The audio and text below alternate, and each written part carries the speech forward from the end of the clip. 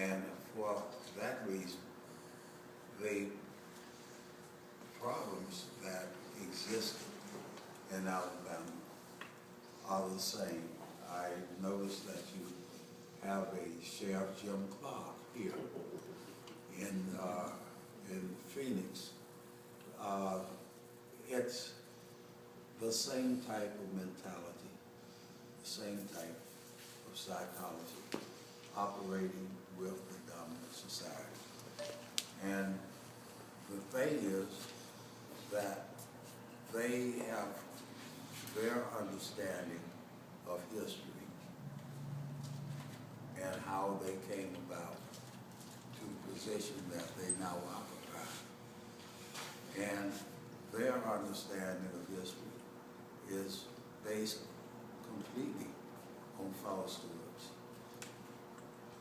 There is an effort, I understand, to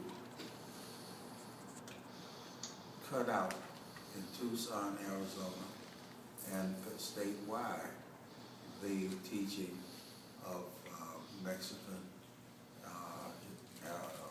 history, culture in the schools.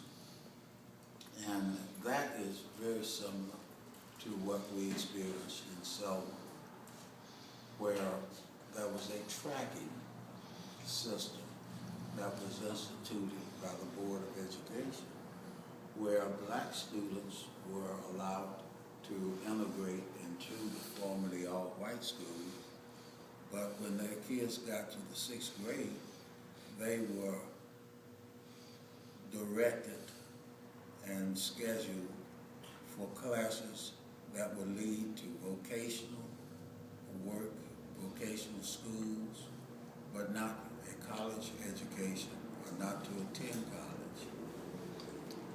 That was the tracking that they were geared to go.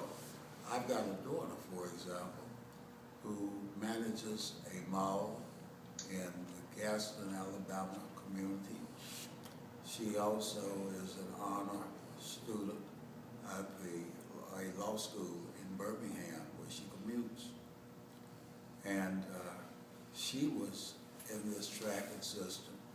She got herself out of it without even telling us that she was in the system before, and we didn't even know anything about the system. We were just discovering what was going on when she says, well, I was tracked, but I managed to get out of it. But she was the exception, and the majority of black kids were trapped in that system until we actually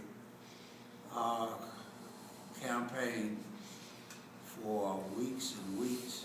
The campaign took on the taking over of City Hall, the taking over of the mayor's office, and it was a very active type of rebellion that the black community did in order to bring about a change, but it did happen. And I noticed that that is really the same type of philosophy behind the cutting out of these kind of classes for the students. It is a denial or attempt to deny as much as possible a knowledge of one's own history. And if one does not know his history, one does not know his own self. Thank you. Betty, would you like to say anything?